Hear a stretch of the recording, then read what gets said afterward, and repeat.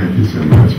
And thank you all for coming out on such a hot day. This is one of our, I spent a lot of time in Florida, and they don't hold a candle to the way the summer's been here in New Jersey. But again, a special thanks to the New Brunswick Public Library for hosting this exhibition, the Fighting the Fires of Hate, and bringing it to New Jersey. As far as I know, this is the first New Jersey venue for this traveling exhibition, and probably the only one, because there are only a few more scheduled to take place. Tonight I would like to discuss what was happening here in New Jersey during the time of the book burnings and the rise of Nazism in Germany. I will do so through the lens of two incidents: the existence, activities of, and reaction to the German-American Bund right here in our state, and what was come to be known as the Hauptmann-Burgell case at Rutgers University. As you can see very vividly in these panels, and I please urge you to go and take a look at the whole exhibit and do the one that's online as well, where you can go through each book and each author of each book, and that tells quite a bit about them. And you can see in this exhibition what was going on in New York and in Chicago and the immediate protest to the book burnings and other horrible activities in Germany.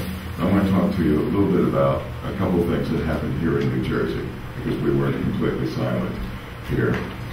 New Jersey, especially Newark, New Jersey and vicinity, had since the mid-19th century a very large German-born population. With few exceptions, the Jewish community thrived in Newark as well or better than in any other comparable American city. It was the massive German migration, of which Jews were a substantial segment, that changed the ethnic and cultural landscape of the city and of the whole state of New Jersey. The German-born population of our state and its largest city rose steeply from the mid-19th century to the 1920s and 30s. As in other cities, the German Jews assimilated much more rapidly than those immigrating from Eastern Europe and other areas, and they became very much a part of the social fabric of Newark. Jews became prominent politicians, business leaders, attorneys, physicians, journalists, theater entrepreneurs, and in the forefront of nearly all aspects of community service. However, even with its rapid assimilation, the Jewish community never ignored its own needs and established an unprecedented number of community welfare and mutual aid organizations. The Jewish Welfare Society, of Conference of Jewish Charities, and its constituent members were models of effective social welfare endeavors by a single ethnic group. The Jewish Community Blue Book of Newark, published in 1925, listed an astounding number of these organizations and hundreds of names of members, both prominent and ordinary. It could well be that the combination of general community as well as insular responsibility helped give rise to the immediate organized intervention to the Nazi threat in Newark. There has been a book called The Nazis in Newark. I don't know if you've Warren Grover, the author of Strong. I'm borrowing a lot of what he said, and I very much urge you to take a look at it if you can. I'm not sure if there's a copy of it here, but I brought a copy with me so you could get the information from it. And he gives a lot of that background and how the response took place. Although he doesn't concentrate on all of these historical precedents, he details the alliances and other relationships both within the Jewish community and among Jews and Gentiles in the city, as well as the involvement and non-involvement of other religious and ethnic groups. Although they assimilated readily into American society much quicker and more thoroughly than the Eastern immigrants who followed them later on, many maintained, now I'm talking about the non-Jewish German immigrants, they maintained a nationalistic fervor towards Germany, the mother country, which was fairly natural. Even the substantial German Jewish population in Newark were openly proud of their German heritage and not afraid to show it. Ironically, it was the intellectual and scientific achievements of Germany in which many were most proud. With the Nazi rise to power beginning in the 1920s, some of that fervor was translated into open support for that movement. And much of what implied, although it is possible that early American supporters were not completely aware of some of the horrors already beginning to take place before the Nazis actually took over the government. In fact, Newark had its first Jewish mayor, Meyer Ellenstein, who was elected in 1933 and served 2 terms until 1941. So there was a Jewish mayor in Newark when all this was happening. The activities, the pro-Nazi activities, began pretty much in New Jersey just about the time of the book burnings in April of 1933 with the founding of an organization called the Friends of the New Germany. It should be noted that only a small percentage of German Americans sympathize with the Friends. You really have to keep that in mind, that these aren't all, most German Americans, even first generation, were staunch Americans. They became citizens, they fought for their country, and this is a very small minority, but it's a very loud minority. Membership in New Jersey during the first year in 1933 was about 100, with about 500 close sympathizers. Most of these 600 were either recent immigrants or first-generation American-born. There was anger at the city of Newark's response after the First World War in renaming streets that had been named for Germans and for other gestures that seemed to be anti-Germans. Remember, because there was a big German population, many of the streets were named for German cities and German organizations. Many of them were renamed right after World War I. So this is out of a total population of about 150,000 German Americans in Newark and vicinity. So as you can see, this is a very small but loud minority back in 1933 and 1934.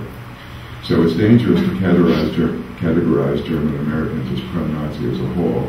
Indeed, many condemned the Nazi regime and gave their lives to fighting it in the Second World War. 90% of Germans in America were opposed to Nazism, and at most only 1% were militantly pro-Nazi. There was never a real danger of the atrocities in Germany and later throughout Europe manifesting themselves here in the United States. However, the anti-Nazi resistance and militancy accounted for one of the many reasons that this country escaped that horrible scourge. Indeed, except for isolated incidents, the Gentile and Jewish German community lived in harmony for the previous 75 years before that and continued to do so. I had read really almost nothing. I was looking for organized incidents of anti-Semitism in Newark and in the area. Maybe there was some around Union City before all this took place. There was one small reference to it in the city of Irvington, which was very heavily German. If there's a book written about Alex Adichman, he was the founder of franchise supermarket movements. It's called Elephants in My Backyard, because there literally were elephants in his backyard. When he lived in Maplewood at the zoo, he used to keep their elephants back there. So he speaks about living in Maplewood. They had a farm in Maplewood, if you can imagine that, a dairy farm in Maplewood. And as it got a little bigger, they moved it to Irvington. And they were surprised that they ran into their first anti-Semitic response in Irvington and at Irvington High School when he was growing up and that type of thing. But that's really the only thing I've ever read, really, in print. I'm sure if one goes through the newspapers, one probably would find some incidents. And so that, again, it just goes to show you that people really were living in harmony before this time. So the Friends of New Germany are founded now. They were successful in infiltrating many of the German American clubs and societies, and they held rallies in Newark and Irvington that very much resembled the Nazi rallies elsewhere, with the usual shouts of Heil Hitler and the singing of Nazi anthems such as Deutschland über alles and the Horst Wessel song and the whole business. Their membership oath read, "I hereby declare my entry into the Association of the Friends of the New Germany. The purpose and aims of the association are known to me, and I pledge myself to support them unequivocally. I recognize the principle of leadership according to which the association is conducted. I am not a member of any secret organization of any kind, Freemasons and so forth. I am of Aryan extraction, free from Jewish or colored racial admixture." So as you can see, this was, even though there hadn't been that much tension before, word gets out that this organization's there. There are already 500 members. They're organizing rallies.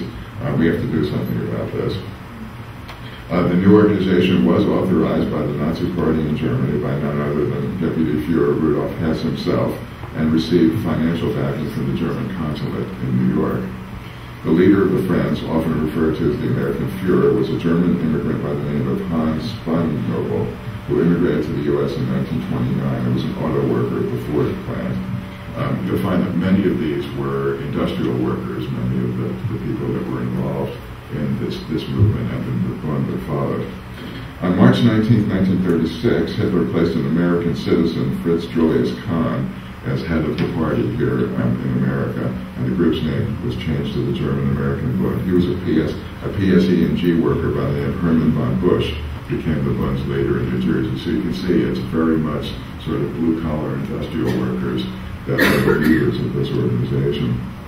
At the time, the Bund established 2 training camps, Camp Nordlund in Andover in Sussex County, New Jersey, which, by the way, they shared with the Ku Klux Klan. It was their training facilities, and Camp Siegfried in New York. The reaction from the Jewish and other communities in North Jersey was swift and boisterous, but not without debate. The boycott, excuse me, there was a boycott of German-made goods, and it was actually resisted by some Jewish community leaders. Louis Bamberger definitely resisted. He wanted to continue to keep German-made goods in his stores at Macy's and at Bamberger's, which sold many items and had buying offices in Berlin. Bamberger thought that the boycott might hurt the Jews in Germany rather than helping them. However, as Nazi atrocities became more well-known in the U.S., especially after Kristallnacht in 1938, the resistance movement to the Bund grew stronger and stronger. Bund meetings and rallies were broken up by organized efforts led by Jewish community leaders and even by Jewish gangsters, including the notorious Longies Willman. I'll tell you a little bit more about him in a minute.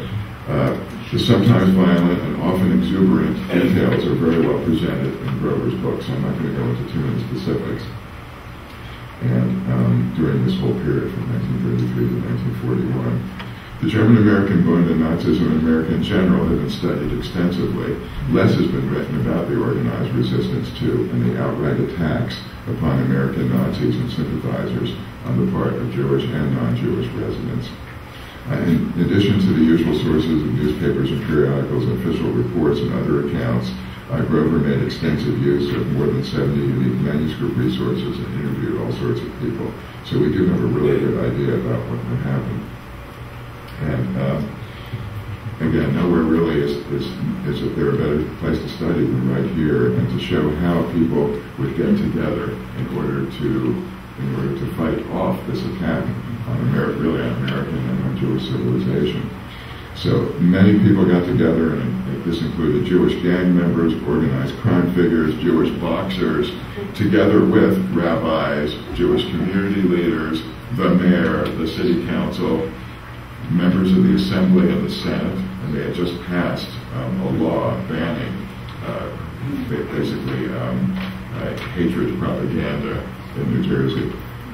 Just at this very time, they all got together and they formed a group called the Minutemen. And that was the group, that was the official umbrella of the group that would fight the perceived challenges to any Nazi attempts to do anything. And again, they went into the various meeting halls, and whenever they heard a rally was going to take place, they would be protesting at it. They would organize counter-protests, and very little, just about all the activities of the Bund were basically squashed in this area. And they did get their publicity, of course. If you go through the New York press, you'll read about all the rallies, but you'll also read a lot more about the protests to the rallies.